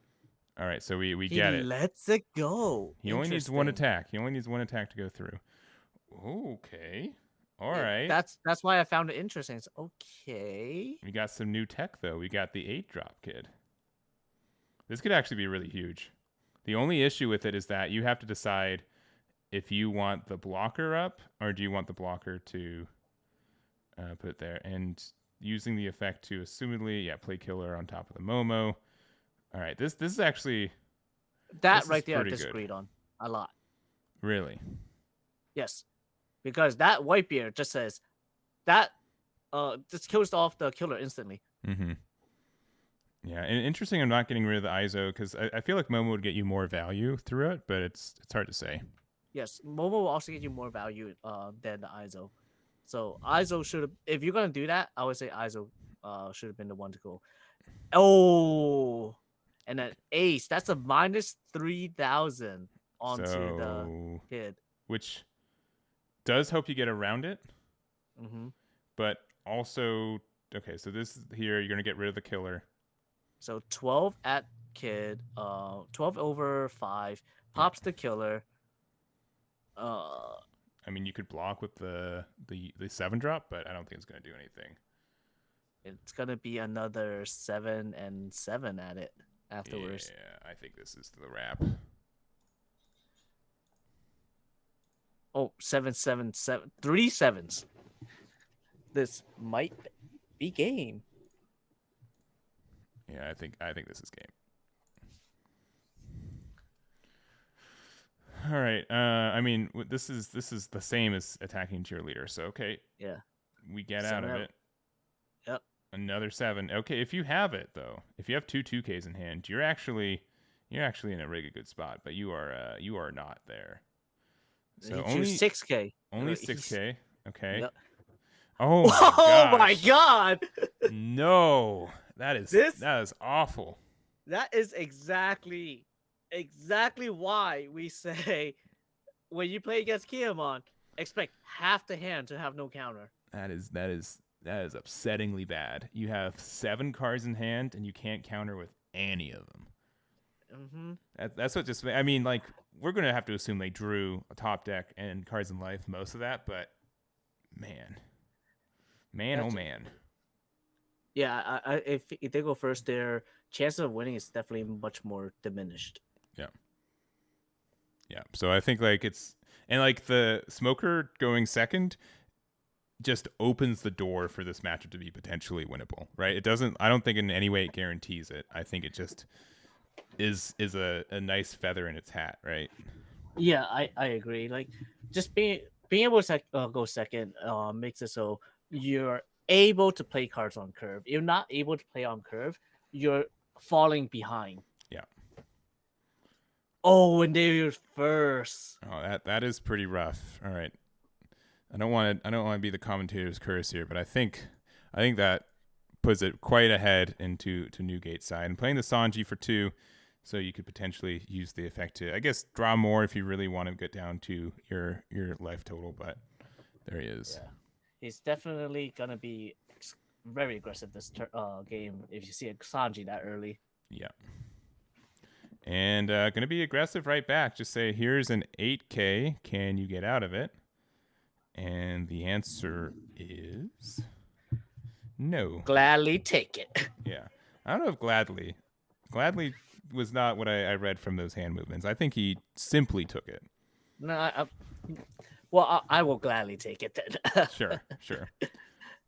All right. Sticks that lead, 2K counter. Tashigi comes down. Then a 4 cost Frankie. And pass the turn. All right. I thought he was using Sanji's effect for a brief moment. All right. So looking like going to 5 Dawn right now. The one good thing about Smoker being on the odd number is that you get to play something for 4 and have the extra Dawn to potentially go into a 6K attack with your leader, but it's just like it's a tiny advantage. I don't think it's worth it most of the time.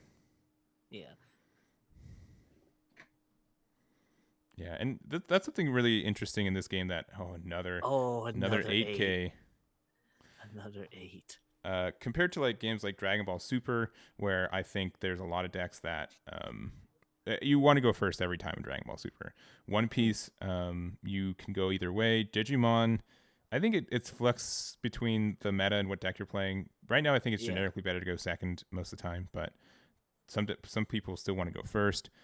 Battle Spirits, I don't think it really matters that much either. I've been testing Battle Spirit. Like I just trying to learn the game, getting used to it, but it varies. I feel like going first is just as good as going second. Yeah, that extra draw is great, and there are some aggro strategies in that game, so going first is strong for that. But it's having a game where it's not inherently best to go first or second. I think shows kind of like good game design of giving you a decision, unlike Dragon Ball, where the decision is you go first, right? Yeah. All right. 5 countered out, followed by a 7, and then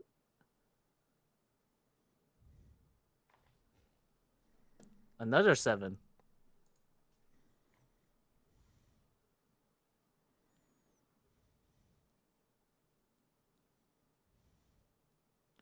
All right. Using the impact wave, which unfortunately I think they attacked the Sanji first, right? Yeah, Sanji went first to make sure it doesn't get hit by the event. All right. Using leader effect to go down to, I believe that's 2 cards left in life. It might be 3. That is 2. Yeah. I believe he took quite a few lives damage already. He took 1 from hitting and 3 turns. Yeah, and he didn't. Did he use Sanji's effect, right? No, he did not. Oh, okay. He just put a bunch of Dawn underneath it. Yeah. So that is 6 Dawns. He's going to 8 following turn, so we will not be seeing a Wapier yet. I mean, there's something to say. You know what? I just put all my Dawn on my leader. If I can do one more damage right here, they're going to be in a tough spot next turn. Sometimes it might just be worth it. DBS, you have no choice, but that's because you always want to go first. Like, I don't think there's a deck that has seen play that wants to go second Dragon Ball Super. Let's see. BSS, you get to choose. Yeah. Bastard, you get to choose. Digimon and DBS is no choice, right?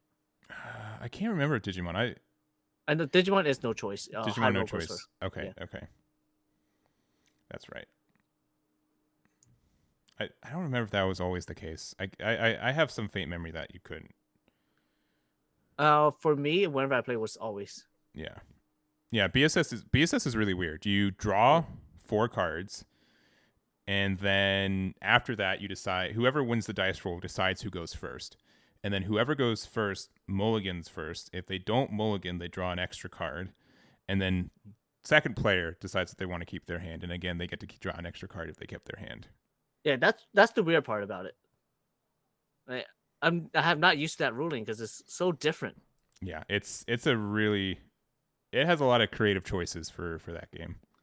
Yeah, but we do have 2 Dons go on the Smoker, and that leaving 7 Dons, not 7, 5 Dons available to use for anything else. Mm-hmm.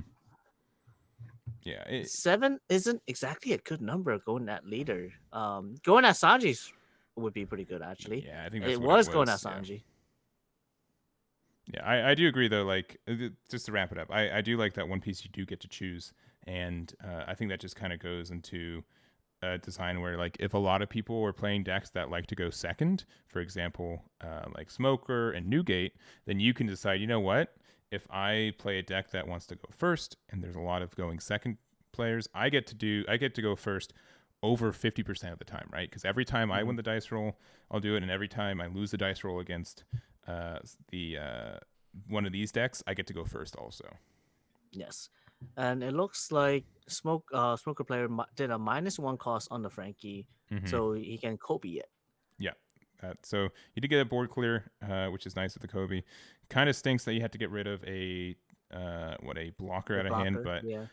This Newgate is not really punching as much damage as it needs to. There's 4 cards left on that Smoker's board, but I also don't think there's many cards left in hand. Only 4 for the Smoker player. A 6K swing. We haven't seen any Rush Luffy yet, so either he hasn't drawn them, or it wasn't in life either. Yeah.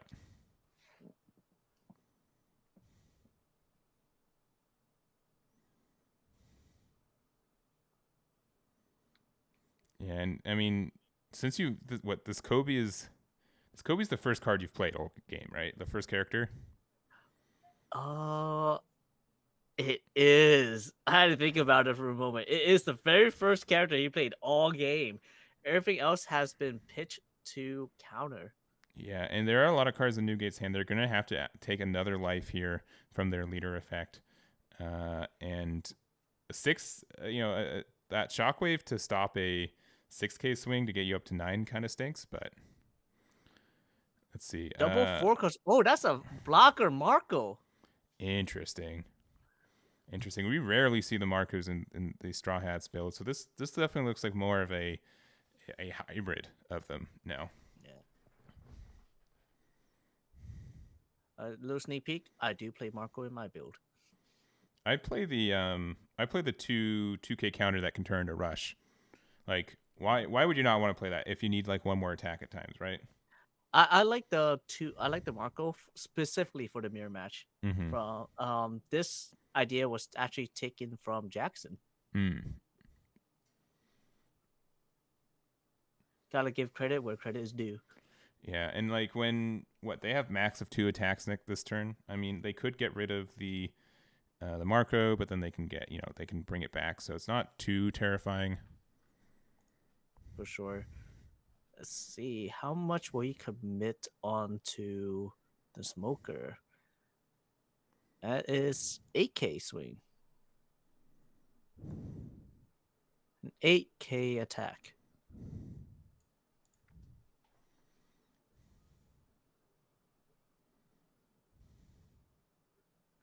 Takes the last life. Okay, well, leader effect does nothing anymore, which is quite nice. Yeah.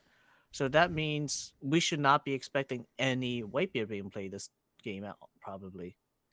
Probably not. I mean, maybe next turn if you're able to keep your blocker around, because then you'll have blocker and then you'll have your 9-drop, which will then just be like better as like an attacker next turn. But we're gonna have to see. Yeah. And that is 6 Dawn? So Sakazuki probably get rid of the Frankie. Very likely. Get rid of a Kuzan in hand. What a Frankie, yep. 2 left in hand, so nothing too scary.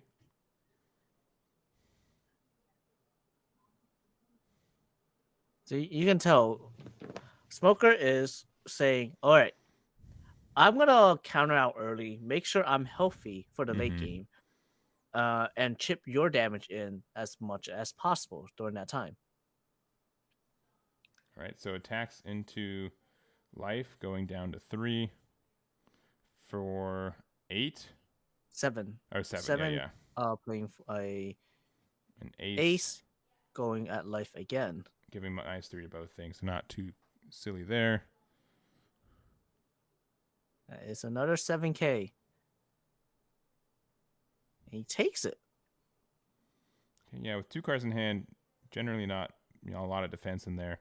And gonna pass. You know that he probably has a radical beam or 2 in hand, so you do have to play around that. But you're kind of in a good spot as Smoker to potentially take this game. Yeah, and that is 5 cards in hand for Smoker. He was at 2, takes 2 life and draw for turn. So 5 cards in hand to 2 active Dawns, and you have full 10 Dawns.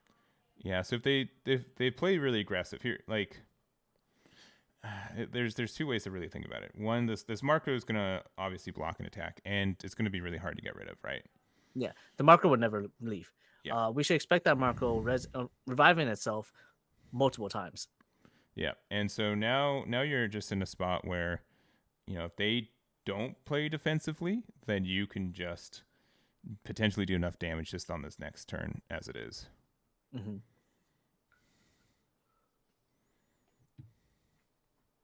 The only other thing is I think I would have liked to see a Newgate come down if he had it last turn. I think it would have been a little bit better than Ace if he happened to have it, but we'll see it.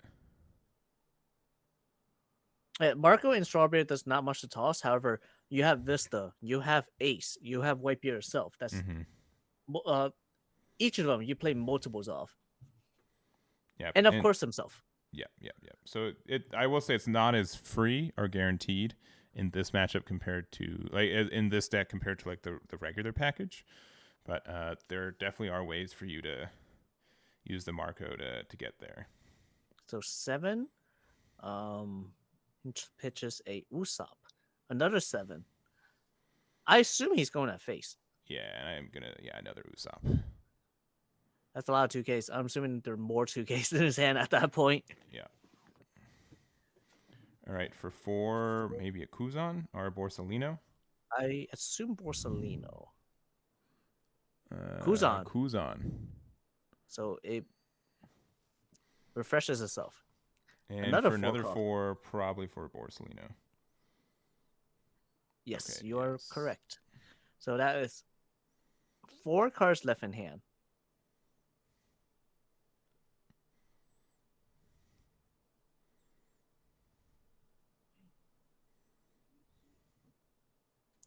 So, do you prioritize the Sakazuki or do you prioritize going at life?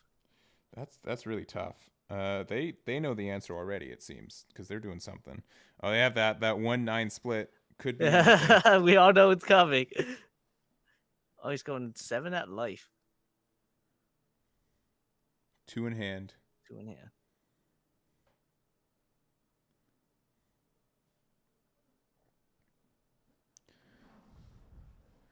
And I mean, now you can play. All right, so just a bluff, it seems. So just 7K somewhere.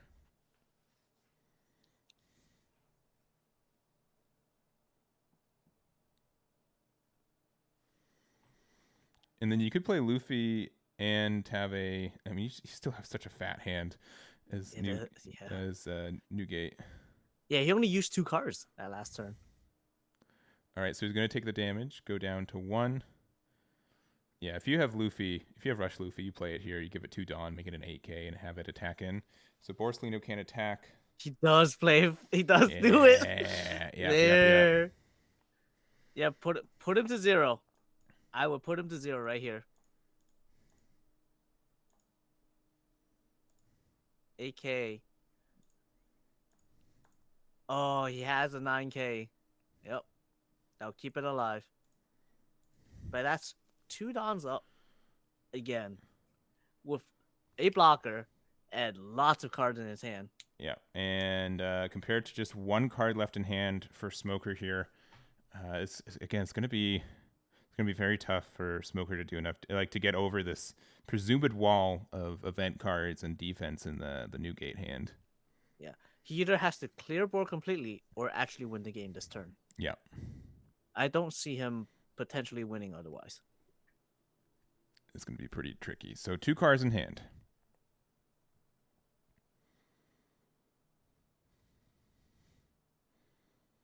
And everything is a 6K that you can attack into 6K or better right now.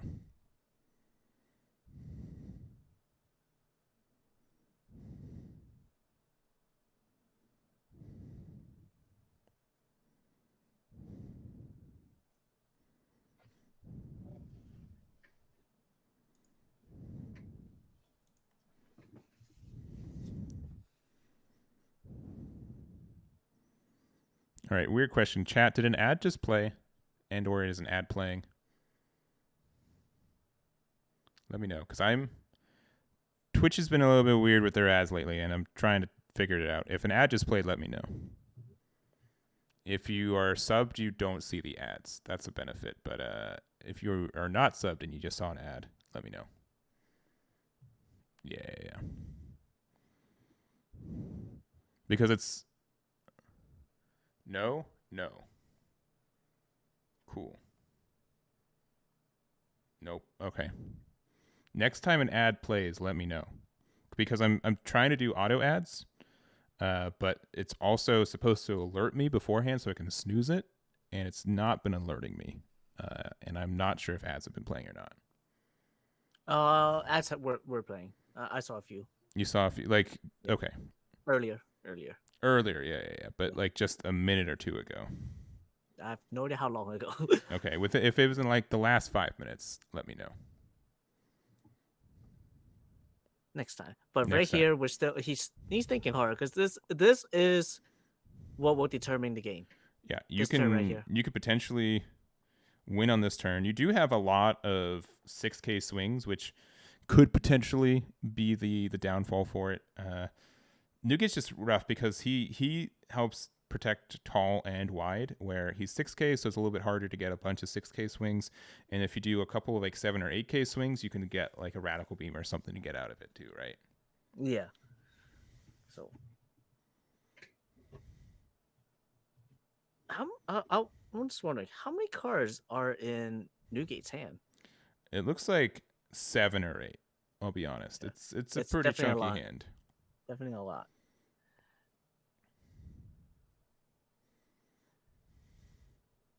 And the blocker is essentially anything he wants. Yeah. First swing. It's going to be 8K with the Kuzan, giving something the minus. I'm going to guess it's the blocker. I assume it's something. But and guard point to get out. Yep. Let's see. Also, thank you to the gifted sub from Albino Manatee. I hope you are doing well. I know stuff came up today, but I appreciate you stopping by and watching it, and I hope you are doing well. All right. So wherever it did the minus on, the smoker essentially does another one, so it will be an 8K swing again. Yeah. Which forces a 3K out of hand. You know that you have 2, maybe 3 swings. Borsellino can be an attack. Sakazuki can be an attack as well. This is where the math becomes a little bit tricky.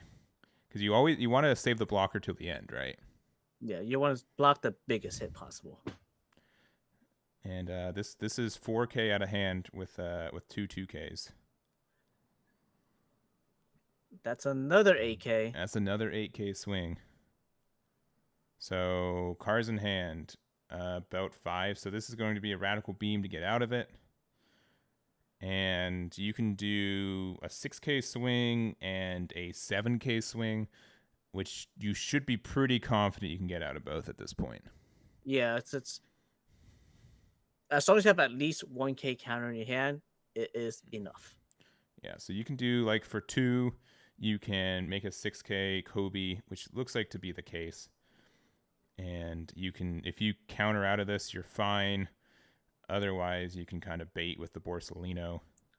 I would personally block the DeMarco to bait the Borsellino swing. Yeah, I think so too. Yeah, so Sanji there, and then yeah, this means no matter what, your Borsellino should not be attacking. Yeah, Borsellino stays. Do not do anything with that. Keep 2 up for potential shockwave, and that's it. Yeah, and 2 cards in hand. I mean, unless you have like a 2-drop blocker that you find more helpful, but even then. Yeah, this is very painful.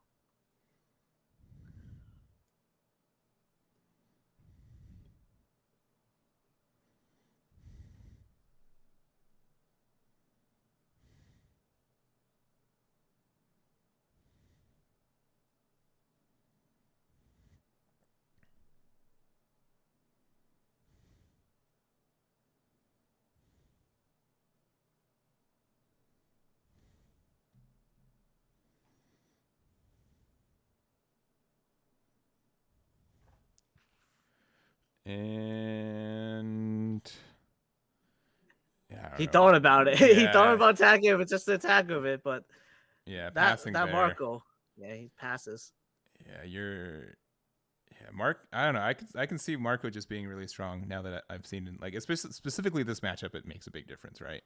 Yeah, it just sits there and says, "Deal with it." Yeah. All right.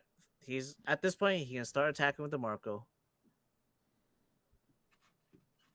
5K swing, and this would with 5K swing, you swing the fences with with Luffy, right? Probably, yeah. Probably. Yeah. There's not enough cards you can't count out no matter what. Yeah, there's 3 cards in hand, right? Yeah. Yeah. 3 cards in hand. It's impossible to count out no matter what you do. Yeah, you can get up to 13K, but yeah. Black has what? 4K, then 2K, 2K at most. Yeah, and it looks like no cards in hand anyways, yeah. Okay, so he had more counters in hand. His top deck 3K though. Yeah. Yeah. His top deck was the Luffy. Yeah. For another rush. Wow. Super close. Yeah. Oh yeah, 10-drop Kuzan stuck in hand. That's like the matchup though in a nutshell. Like you just never find time for the Kuzan. That's the problem with it. That's why you have to be able to stick a 4-drop Kuzan early so you can 10-drop with it to start removing bodies. But he was unable to do it the entire time until it was too late. Yeah. So we have Ryan, our winner here with the Newgate and at least what top 4 with Smoker there. So congratulations to Ryan there. Damn it. Damn it.